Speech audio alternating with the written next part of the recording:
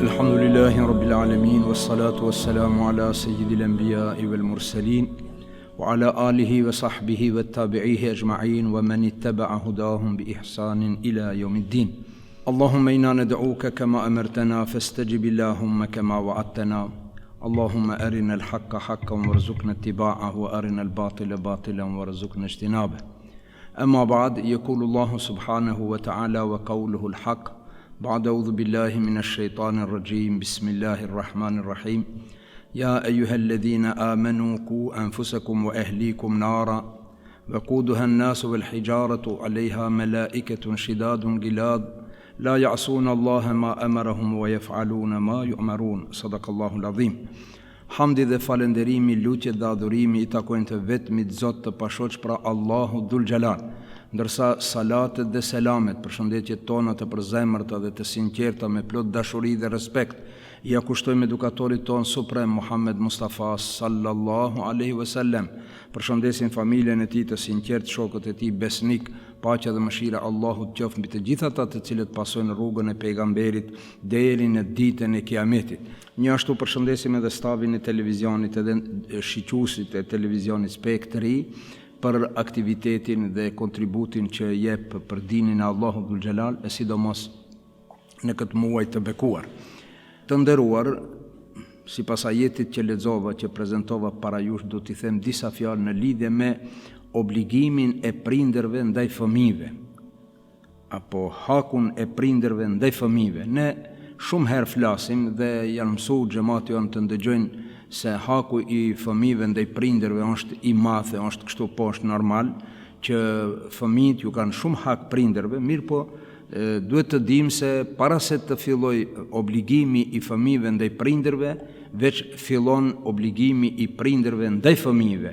Andaj prindi ka për obligim që të kujdeset për fëmijët e tij para se të vinë në këtë botë.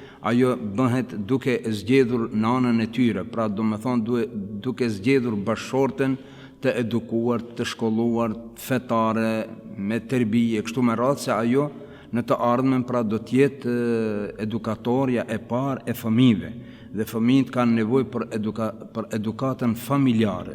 Nga se i dërguari sallallahu alaihi wasallam ka thonë, të edukojsh fëmijën, ta mësojsh fëmijën, është sikur të japësh një sadaka. Pastaj ka thonë, kullukum ra'in wa kullukum mas'ulun an ra'iyatihi. Çdo njeri prej juve është bari, është çoban, është përgjegjës, është kujdestar, dhe për atë kujdestarinë e vet do të përgjigjet. Mos e tepërmi që do të përgjigjet pra për edukimin e fëmijëve të vet, për edukimin e familjes së vet. Andaj Allahu Dhul Gjalal thot, o besimtar, ku anfusakum wa ahlikum nara, keni frikë, ruani veten dhe familjen tuaj nga zjarri. Pra me të edukuar i kemi shpëtuar nga zjarri, me të lënë pa edukat i kemi bën potencial për zjarr. Pa terbije nuk ka as fitore, as shpëtim në këtë botë, por nuk ka edhe shpëtim në botën tjetër. Andaj duhet të jemi shumë të kujdesshëm, nga se koha e tashme, sidomos, na jep me kuptu se përgjegjësia e prindërve ndaj fëmijëve të tyre është zbeh, domethënë është largu, sa që i dërguari sallallahu alaihi wasallam ka paralajmëruar për këtë. Ka thonë do të vinë një kohë që dikush do ta edukon apo do ta ruan, do t'i shërben një qenit apo një macës me ndërjush, do ta ketë më shumë këtë parasysh se sa edukimin e fëmijëve. Kurse në Islam edukimi i fëmijëve ka përgjegjësi të madhe. Andaj i dërguari sallallahu alaihi wasallam na ka porositur që t'i edukojmë dhe në praktik. E kemi një shembull kur një djaloshit në sofër i ka thonë: o gulam, o djalosh, para se të fillojsh ushqimin thuaj bismillah, merr me dorën e gjathë dhe merr para vetes. Pra këto e kemi në praktik që ne duhet t'ja mësojmë fëmijëve tanë. Por çdo herë të përmendin Allahun dhul xhelal, kur han, kur pin, kur veshën, kur mbathen, çdo herë ta kenë parasysh se duhet me thonë bismillah. E kur ushqehen fëmijët, i themi merr para vetes dhe ushqehu me dorë të gjathë. Kur të pish ujë, pi me dorë të gjathë. As mos ushqe, as mos pi me dorë të majtë. Neve këto na duken si gjëra të thjeshta, mirë po në praktik i shohim se na mungojnë. I dërguari sallallahu alaihi wasallam e ka pa njënin duke pi ujë me dorë të majtë. I ka thonë: a je dakord të pinë në gotën tënde maca? Ka thonë: jo ja Rasulullah, po që të pinë maca në këtë gotën s'mund të mund ta përdori, nuk mund të pi. Ka thonë: në gotën tënde është duke pi baras me ty një gjallës më e neveritshme se maca. Ka thonë: si ja Rasulullah, cila është ajo? Ka thonë: me ty, pra në gotën tënde pin shejtani, pin djalli, në pjatën tënde ka hise edhe djalli, han edhe ai baras me ty nëse nuk e përmend Allahun dhul xhelal dhe nuk han me dorën e gjathë. Pra, edukimi fillon prej fëmini, prej zvogëlie.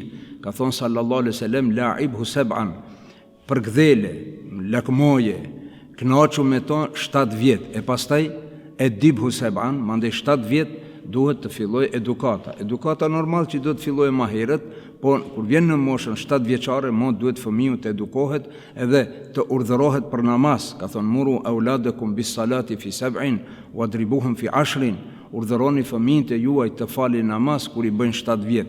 Urdhëroni të falin namaz, që do të thotë më herët o dash të fillohet të mësohet namazi, të mësohet abdesi, të mësohet rregullat e namazit, edhe kur ti bësh 7 vjet veç më të filloj të falet. Kjo është e kërkuar prej pejgamberit sallallahu alaihi wasallam dhe kështu duhet të veprojmë. Edukata e fëmijëve është temë shumë e gjerë. Obligimi i prindërve ndaj fëmijëve është shumë i gjerë, andaj duhet patur kujdes. Tash disi janë lënë në huti fëmijët, për fat të keq më parë ishte ndryshe. I dërguari sallallahu alaihi wasallam na ka mësuar dhe ka thonë: mëshironi të rinjtë e juaj, ti respektoni të moshuarit e juaj. Pastaj ka thonë: men lam yarham sagirana wa lam yuwakkir kabirana, ai që nuk e mëshiron të moshuarin dhe ai që nuk e respekton të moshuarin dhe nuk e mëshiron të rijun, ai nuk është prej neve. Domethënë nuk është në vijën tonë, nuk është në sistemin tonë. Për fat të keq më herët ka qenë ndryshe. Të gjithë xhamati tregojnë se përpara kur ka hyrë baba në dhamë, të gjithë janë çuar në kamp për respekt. Tash nuk kanë angazhim, fëmijët kanë qera angazhime, sidomos me këto, të themi, teknikën, teknologjinë, me këto rrjetet sociale. Janë habitur fëmijët edhe disi është largu ajo kënaqësia në raport me prindë edhe fëmijë. I dërguari sallallahu alaihi wasallam ka urdhëruar, ka thonë: fëmijët në mbrëmje kur të vinë akshami, para se të rezoni, kur të fillojë muzgu i natës, porosi është, ka thonë, shtini fëmijët e juaj në shtëpia, shtini në banesë mrenda, mos e lini në rrugë. E tash është diçka tjetër, tash nuk rinë në rrugë, por rinë në telefon. Ata që kanë ndetë në rrugë ja kanë pa sherrin, ata që rinë në telefon, në kohën e namazit, në kohën e mësimit. Me të vërtet kjo është e dëmshme, përgjegjësia e madhe është e prindërve që ta kenë kujdes, që të mos vinë nesër të pendohen.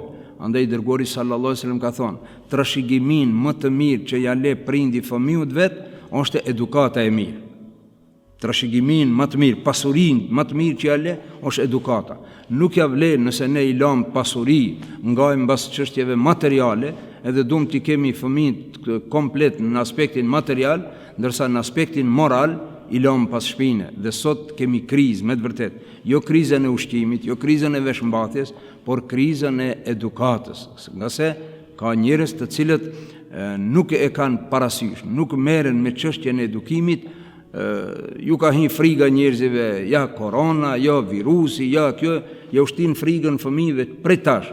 Mos të merremi me ato, të merremi me edukimin e fëmijëve normal që duhet të ruhemi, të mbrohemi, të kemi preventiv edhe nga smundjet, edhe nga viruset, por ky virus që do të kalojë, ky tmerr do të kalon, por do të lënë viruse tjera, shumë viruse tjera mrapa do të lënë, siç janë pra mos kujdesi për edukimin e fëmijëve, mos kujdesi për fqiun, mos kujdesi për prindin, mos kujdesi për fukaran, për nevojtarin. Ai dërguari sallallahu alaihi wasallam ka thonë: davu merdakum bis sadaka, mjekoni të sëmurit e juaj me sadaka. Sa t'ja bëjmë gajlen virusit, ja bëjmë gajlen pra pasurisë tonë, a ja japim hakun prindit, a ja japim hakun, a ja kemi respektin në vend, a ndihmojmë fqiun, a ndihmojmë nevojtarin e kështu me radhë. Pra kjo është edukata e jonë e cila në pika të shkurta përmenda në hijen e ajetit që lexova para jush. Lusim Allahun dhul xhelal që të na bën për atyre që kemi kujdes për veten, që të mos e bëjmë lanë të djegse të xhehenemit, njashtu ta kemi të njëjtin kujdes edhe për familjen tonë, duke filluar me bashorten, me fëmijët, me nipat, me mbesat e kështu me radhë. Allahu inshallah na bën për atyre që e kemi kujdes veten, jo vetëm në aspektin material, por edhe në aspektin moral. Aqulu qawli hadha wastaghfirullaha li wa lakum wa akhiru da'wana anil hamdulillahi rabbil alamin.